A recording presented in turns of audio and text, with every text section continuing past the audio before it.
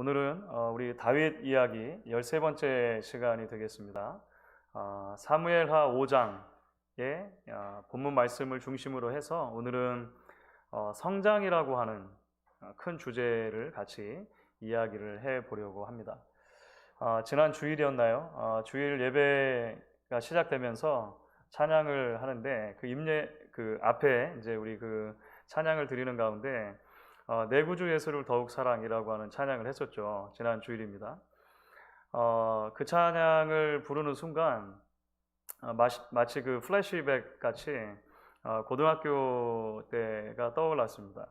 언젠가도 제가 한번 말씀을 드린 적이 있는 것 같은데요. 한참 그 하나님의 은혜를 깊이 경험하고 그 하나님을 향한 이 마음이 이렇게 막 불타올랐을 때 학교에 갔다가 이제 버스를 내리면 집 앞에서 내리지 않고 교회 앞에서 내려가지고 항상 이제 교회에 들려서 기도하고 뭐 묵상하고 그러다가 이제 뭐 공부하기도 하고 뭐 집에 돌아오고 이런 기억들. 또 한밤중에 아무도 없는 예배당에 고등학교 시절에 그 지금도 기억이 나는데 그 자리가 기억이 나요. 그 한 자리에 이렇게 딱 떨어지는 그 라이트가 있었는데 그거 하나만 켜놓고 그 아무도 없는 큰 예배당에 혼자 그 하나님 앞에 부르짖고 뭐 기도하고 찬양하고 했던 그런 생각들이 막 떠오르더라고요. 그때 가장 그 감동적으로 하나님 앞에서 은혜 가운데 불렀던 찬양이 내 구주 예수를 더욱 사랑이었던 것 같아요. 그렇게 울고 하나님 앞에서 그렇게 기도했던 생각들이 떠올랐습니다. 그런데 그때 이제 한참 막 마음이 뜨거울 때니까요. 이렇게 쿡 누가 찌르기만 하면 이 쏟아졌던 그 단어 또는 표현이 뭐였냐면 하나님의 영광이라고 하는 표현이었던 것 같아요. 하나님의 영광을 위해서 살겠습니다. 좀 더 하나님의 영광을 위해서 내가 큰 일을 하겠습니다. 하나님의 영광을 위해서 헌신하겠습니다. 뭐 그 10대 때 그 은혜가 한참 있었던 마음이니까 뭐 지금 이제 뒤를 돌아보면 그랬을 수도 있겠다 이런 생각이 드는 것 같아요. 그 이후로 오랜 시간이 지나면서 이제 실제로 신학교도 가고 미국으로 유학도 오고 여러 과정들을 거치며 이제 목회의 자리에서 여러 해 이제 함께 사역을 하게 되면서 또 섬기게 되면서 시간이 흐르면 흐를수록 그런데 이제 깨닫게 되는 것이 있는 것 같습니다. 꿈보다도 중요한 것이 하나님의 은혜다라고 하는 것을 시간이 흐를수록 깨닫는 것 같습니다. 내가 하나님을 위해서 얼마나 큰 일을 해드릴 수 있는가라고 하는 것보다 사실은 지나고 나니까 물론 앞으로도 더 많은 발걸음들이 있겠습니다만 하나님이 어떤 일을 하셨고 그 하나님의 일하심 속에 정말 작고 연약한 나를 끼워주셨는가 세워주셨는가라고 하는 것을 점차적으로 깨달아가는 과정이었다는 그런 생각을 하게 됩니다. 그래서 제 지인 목사님 중에 한 분이 그 요셉에 대해서 이제 그 연속 설교를 하는 가운데 큰 제목을 아예 그렇게 잡았더군요. 한국에서 꽤 유명한 목사님인데 꿈보다 더 큰 은혜, 요셉 이야기를 설명하면서 마음속으로 깊이 공감이 되었었습니다. 오늘 우리가 이제 다윗 이야기 가운데 성장 또는 성숙이라고 하는 이야기를 다루게 될 텐데요. 사실은 이와 관련된 주제들이 다윗 이야기 속에서 함께 다뤄지게 될 것입니다.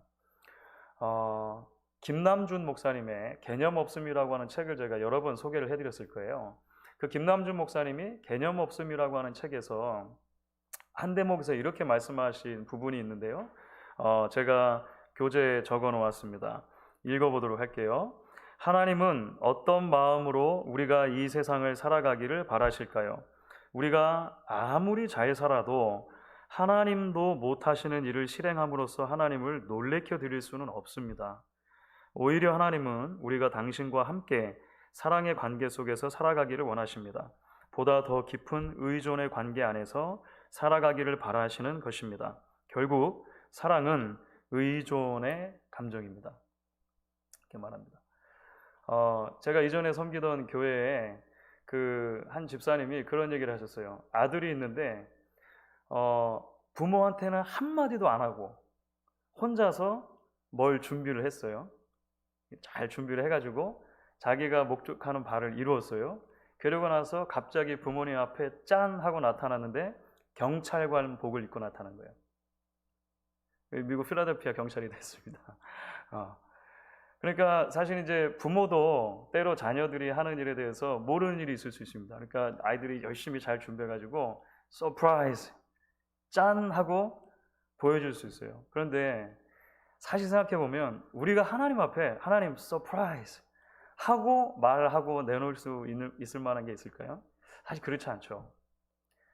하나님, 제가 하나님을 위해서 막 열심히 해가지고 하나님도 알지 못하는 크고 비밀한 일을 제가 이루어내고야 말겠습니다. 하나님은 그렇게 말씀하지 않으시죠. 네가 알지 못하는 크고 비밀한 일을 내가 너에게 보여주겠다. 이렇게 말씀하시죠.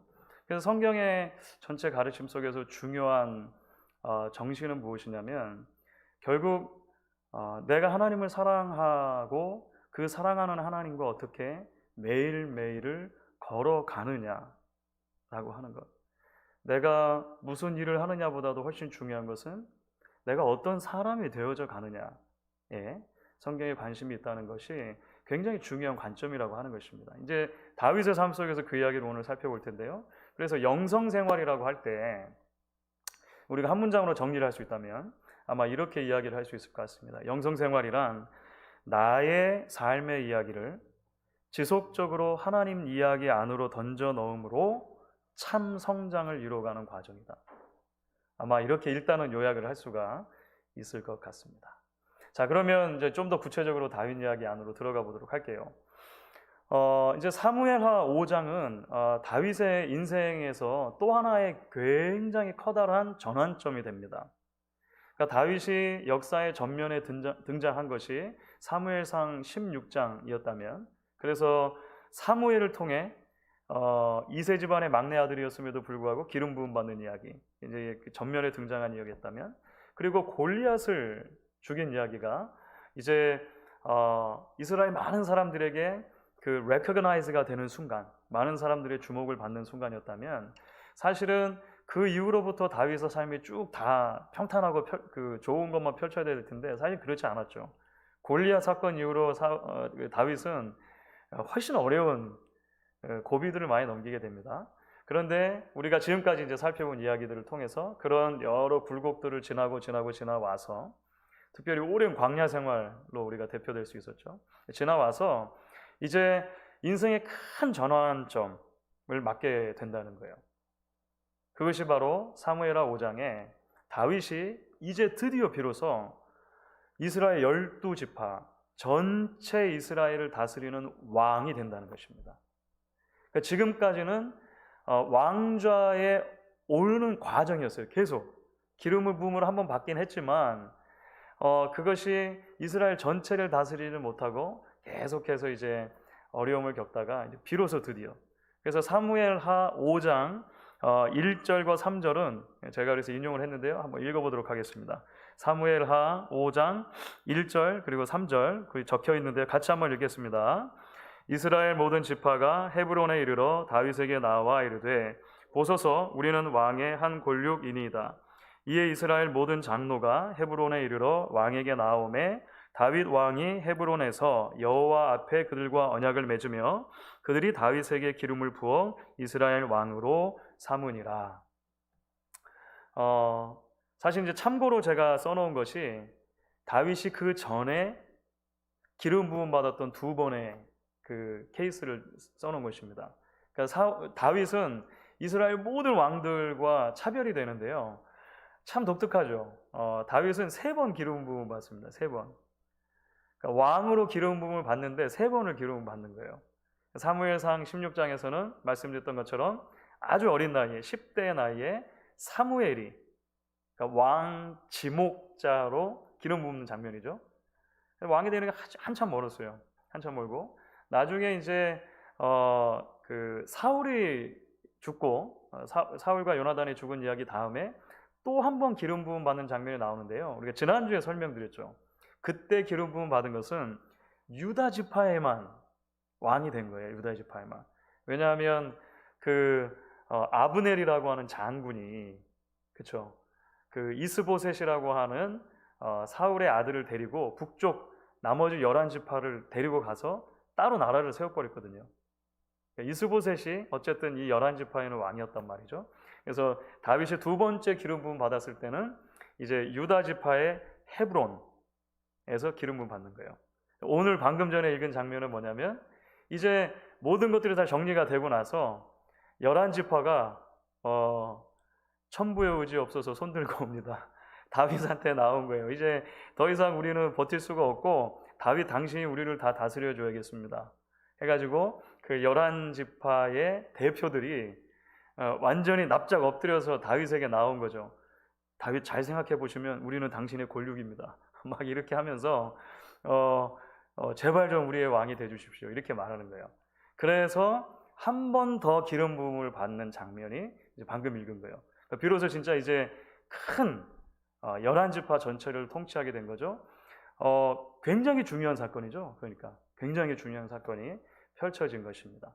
그래서 유진 피터슨 목사님은 이 부분을 이제 한 문장으로 이렇게 요약하는 거예요. 다윗의 신분 상승 이야기는 끝났고 이제 다윗의 통치 이야기가 시작된다.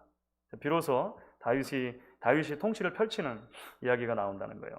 그러면서 또 하나의 굉장히 중요한 일을 하게 됩니다. 수도를 옮기는 거예요. 수도를. 다시 말하면 유다 지파만 다스리고 있을 때는 유다 지파 안에 있는 헤브론이라고 하는 도시에서 이제 그 왕궁을 세우고 왕노릇을 했거든요. 그런데 이스라엘 전체를 다 다스리게 된 거예요. 그러니까 헤브론은 너무 남쪽에 치우쳐 있는 거죠. 그래서 남쪽과 북쪽에 적당한 요충지, 그리고 한 국가의 수도 역할을 잘 감당할 수 있는 전략적인 지역, 그런 곳을 수도로 삼을 필요가 있었다는 거예요. 그 수도가 우리가 이제 잘 알게 되는 예루살렘이라는 거예요. 예루살렘에는 원래 여부스 족속들이 살고 있었습니다. 가나안 족속 중에서 여부스 족속이 살고 있는데요. 예루살렘은 지형 자체가 굉장히 독특하게 생겨서 난공불락의 요새와도 같은 곳이었습니다. 그러니까 주변 국가들 또는 주변 민족들이 쉽게 침공을 잘 못하는 지역이었어요. 그러니까 여부스 사람들은 굉장히 그 안에서 평화롭게 살 수가 있었습니다. 비교적. 왜냐하면 해발 630m 이상의 고지에 일단은 그 예루살렘 자체가 있습니다. 고지에. 그리고 지형 자체가 험합니다. 그러니까 여기를 쳐들어오는 게 굉장히 쉽지 않은 거예요. 그래서 여부스 사람들은 그곳이 이제 예루살렘이라고 부를 수 있었던 이유가 뭐냐면 평화의 도시라고 하는 거죠. 그러니까 밖에서 볼 때는 모르겠고 자기들이 볼 때는 어쨌든 평화를 계속 누릴 수 있는 곳 아닙니까? 놀랍게도 다윗은 여기를 정복하는 거예요. 주변 사람들이 누구도 여부스를 정복한다는 것을 생각하지 못할 때 다윗은 이 여부스를 정복하고 그것이 이제 나중에 시온이라는 이름으로 불리기도 하고 다윗성, The City of David, 다윗성이라고 부르는 그 예루살렘이 이제 된다는 거예요. 자, 그래서 이제 한번 쭉 읽어보면 벽으로 둘러싸인 여부스는 예루살렘 즉 평화의 도시라고 불렀다. 다윗은 그곳을 수도로 삼기로 결정했다. 얼마 전 다윗은 유다뿐 아니라 이스라엘도 다스리는 왕이 되었다. 분열되었던 지파들이 하나가 된 지금 새로운 정부를 위한 새로운 중심지가 있어야 했다. 그 도시는 또 시온이라고 불렀다.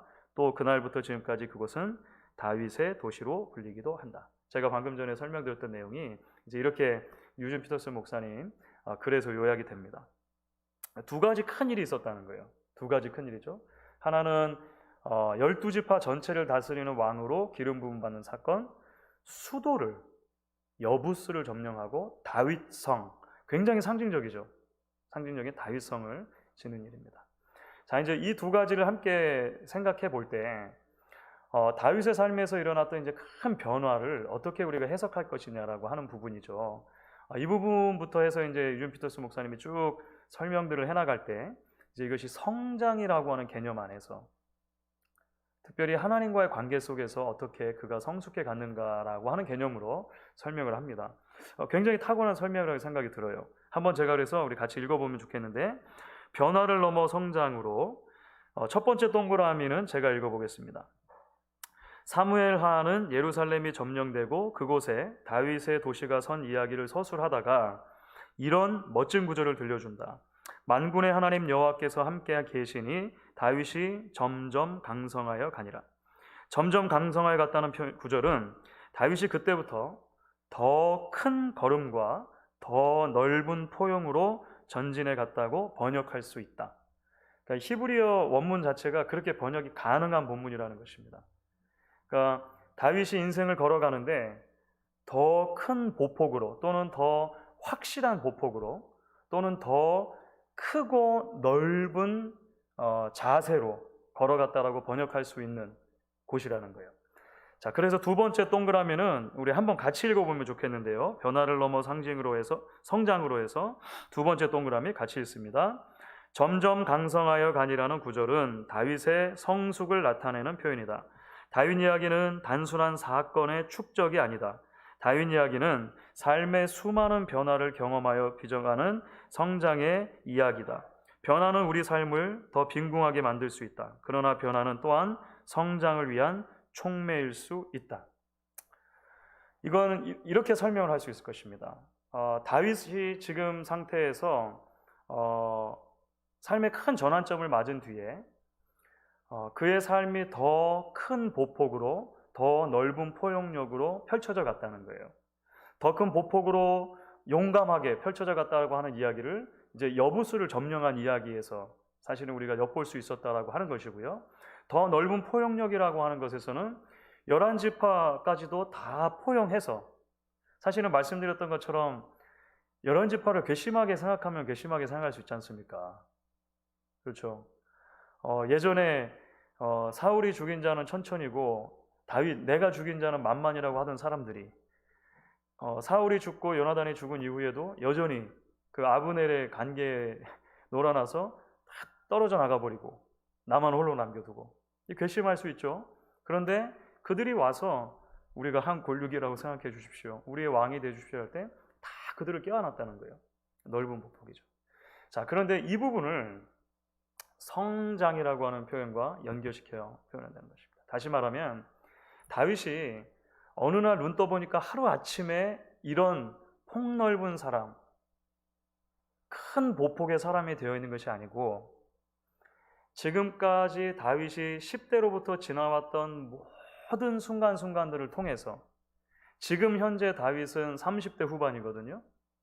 10대 후반에서 30대 후반에 이르는 한 20여 년의 시간, 그 시간들 속에 다윗은 많은 일들을 경험했습니다.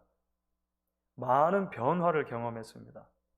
그런데 그 경험들이 다윗 안에서 계속해서 축적되어서 다윗을 성숙한 사람 되게 했다는 거예요.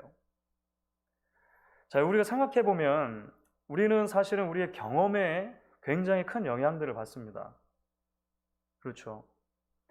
우리가 지나온 삶의 궤적이 지금 현재 우리의 모습에 사실 투영되는 경우들이 대단히 많아요.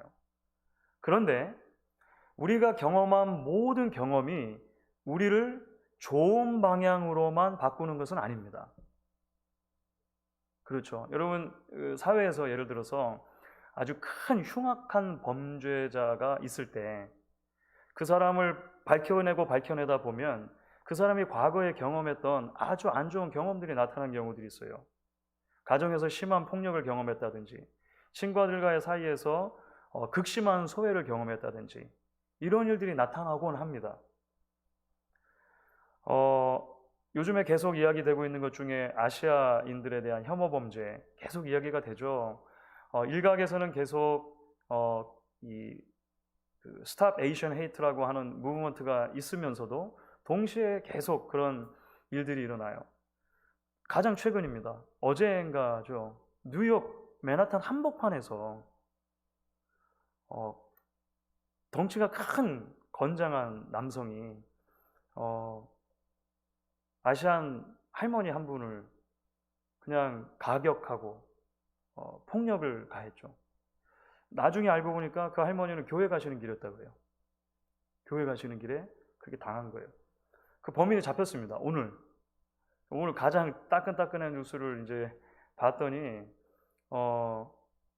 그 사람이 예전에 자기 친어머니를 살해한 경력이 있는 거예요. 혹시 그 뉴스 보셨습니까? 예. 자기 친어머니도 살해했던 그런 경력이 있는 사람이었던 거죠.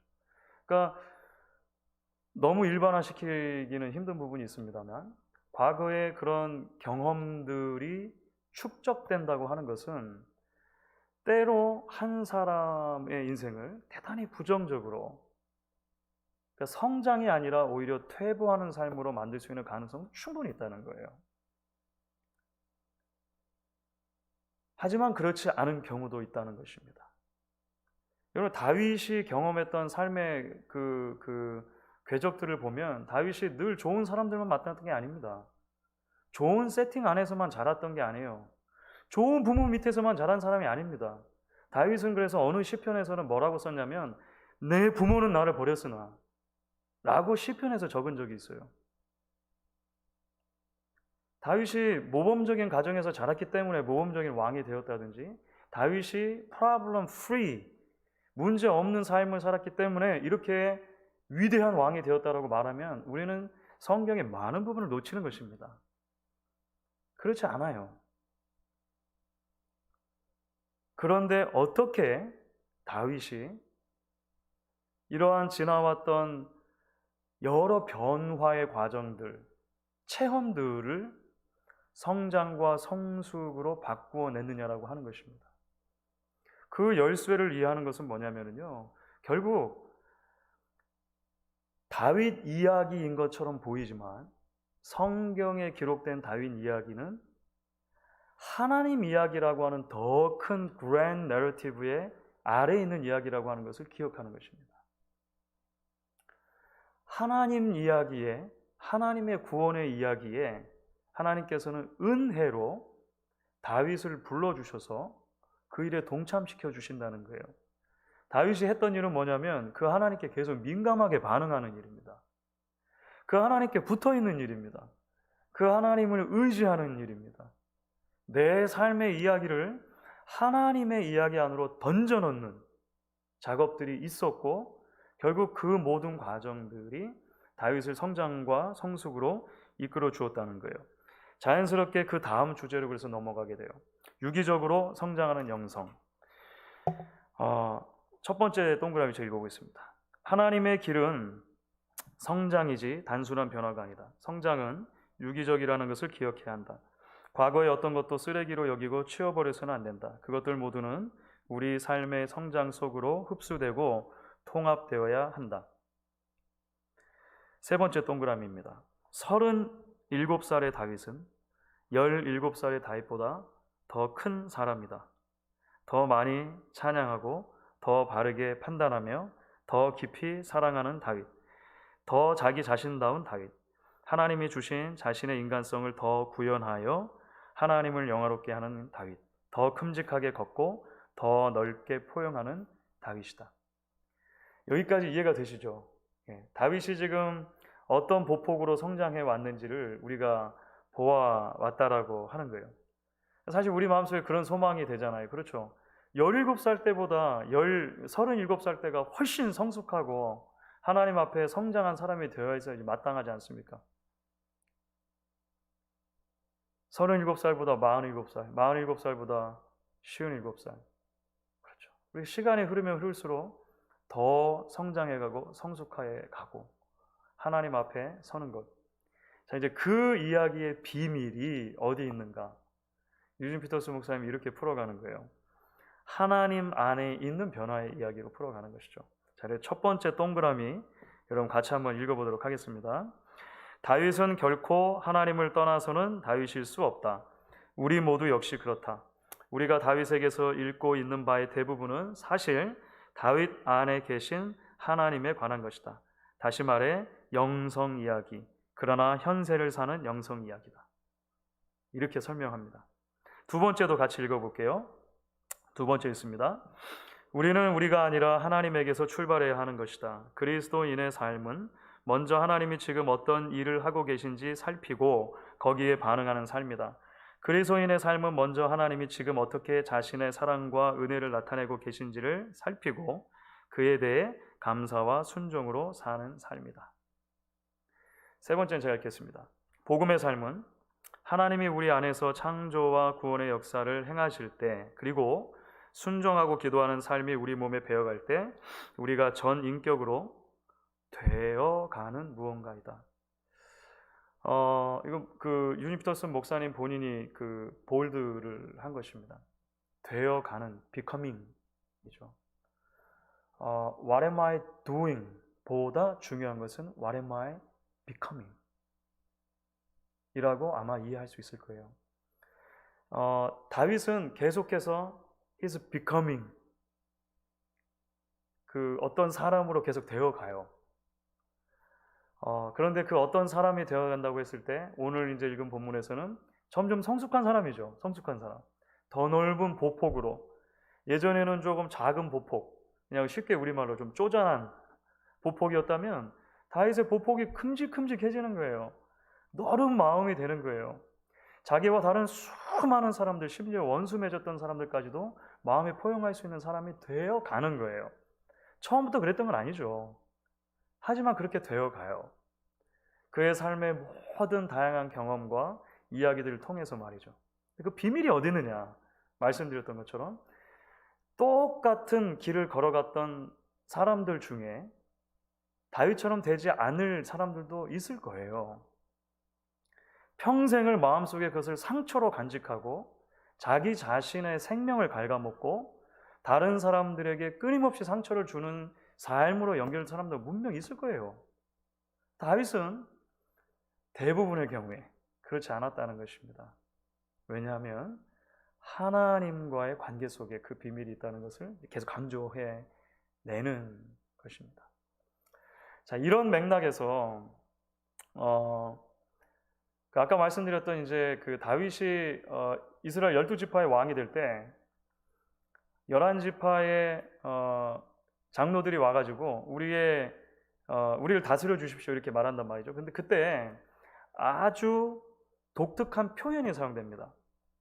그냥 한 번에 이 분들이 와가지고요, 다윗이여 우리의 왕, 킹이 되어 주십시오 이렇게 말하지 않고 특별한 용어 2개를 사용해요.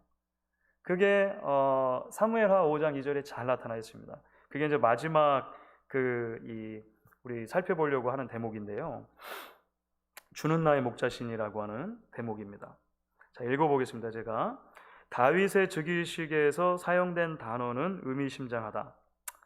너는 내 백성 이스라엘의 목자로서 이스라엘의 영도자가 되라.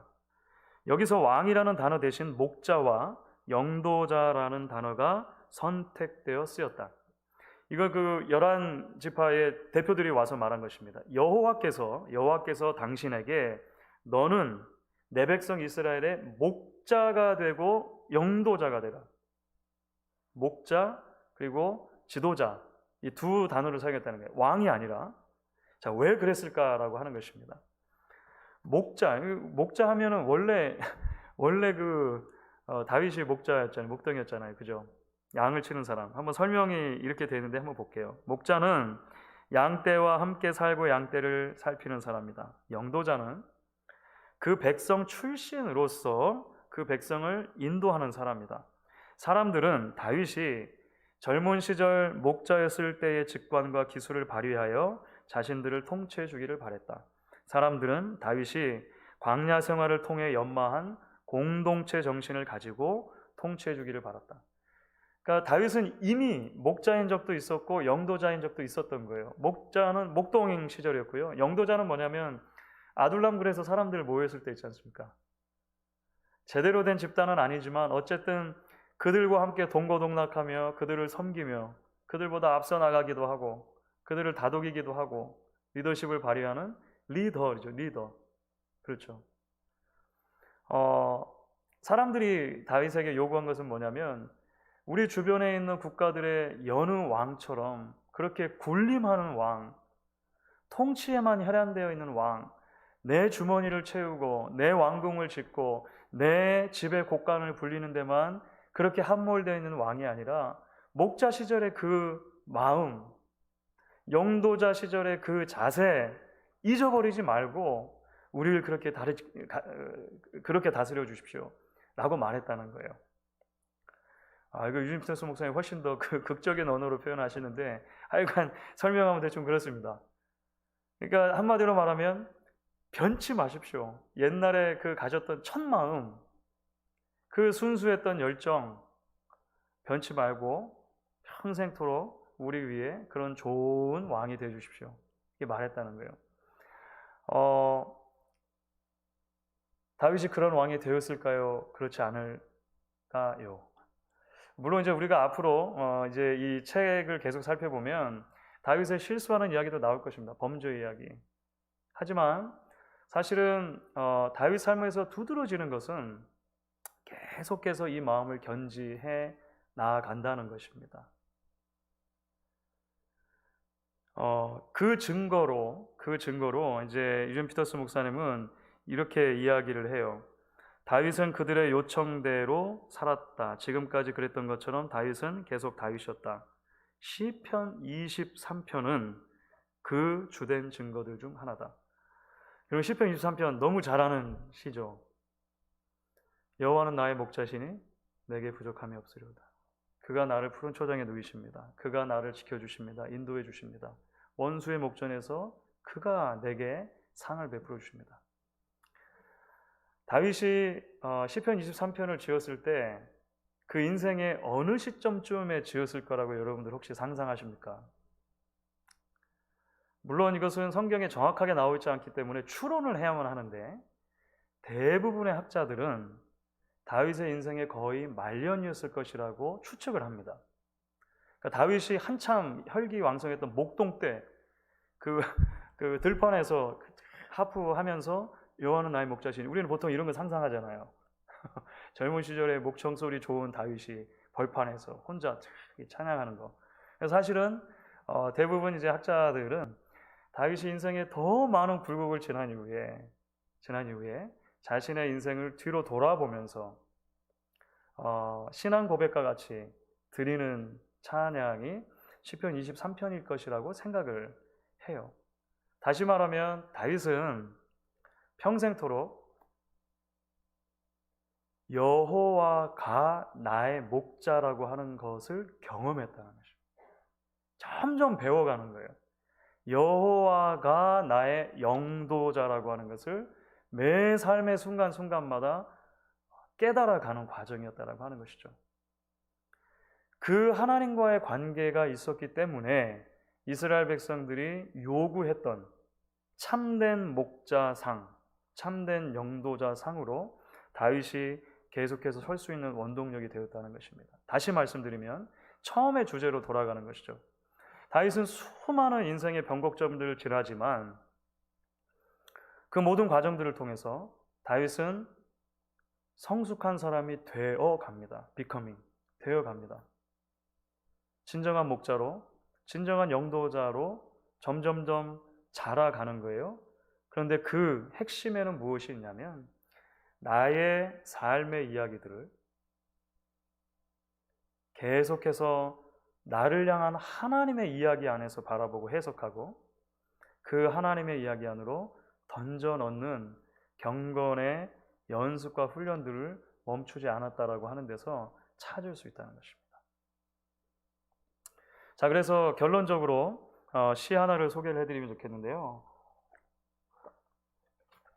언젠가 아마 소개를 해드렸던 시 같습니다. 제가 참 좋아하는 시입니다. 그 박두순 시인의 상처라고 하는 시가 있습니다. 상처. 이렇게 되어 있습니다. 나무 줄기를 따라가 보면 상처 없는 나무가 없다. 그렇지. 바람에 흔들리지 않고 눈보라에 시달리지 않는 나무가 어디 있겠는가? 흔들린 만큼, 시달린 만큼 높이와 깊이를 가지는 상처. 상처를 믿고 맘 놓고 새들이 집을 짓는다. 상처를 믿고 꽃들이 밝게 마을을 이룬다. 큰 상처일수록 큰 안식처가 된다. 참 좋은 시라고 생각합니다. 그런데요, 오늘 말씀의 거울에 비추어서 우리가 이 시를 적용할 수 있을 것 같아요. 지나온 모든 경험이 우리를 모두 성숙시키진 않습니다. 내게 남아있는 모든 상처가 남에게 유익을 끼치는 방향으로 결코 작용하지 않을 수 있습니다. 아까 계속 말씀드렸던 것이죠. 지금 이 시인이 말하는 것처럼 상처 없는 남은 없습니다. 우리 모두는 다 어느 정도의 상처들을 크고 작게 경험하며 살아오지요. 그런데 이것이 오히려 짐승들이 와서 깃들 수 있는 공간이 되고, 그것의 자그마한 흙에 식물들이 뿌리를 내려서 집을 지을 수 있는 토양이 될 수 있는 것은 그 상처를 잘 갈무리 해서 자양분으로 삼을 때 가능한 것입니다. 나중에 보시면 압살롬은 그렇지 못해요. 지난주에 살펴봤던 아브넬이나 요압 장군은 그렇지 못해요. 다윗은 하나님의 이야기 안에서 내 상처와 내 지나온 흔적들을 이해하기 시작하므로 비로소 주께 마음을 두고 내 마음 안에 주님이 열어주시는 시온의 대로가 생겨나므로 하나님이 기뻐하시는 성장과 성숙으로 나아갈 수 있게 된다는 것이죠. 오늘 다윗 이야기를 이제 13번째 다듬면서 하나님께서 우리 각자에게 도전하시는 말씀으로 받으면 좋겠고, 우리의 삶의 이야기를 끊임없이 하나님의 놀라운 사랑 이야기 안으로 던져 넣는 연습과 훈련들이 있는 저와 여러분 될 수 있기를 간절히 축원하겠습니다.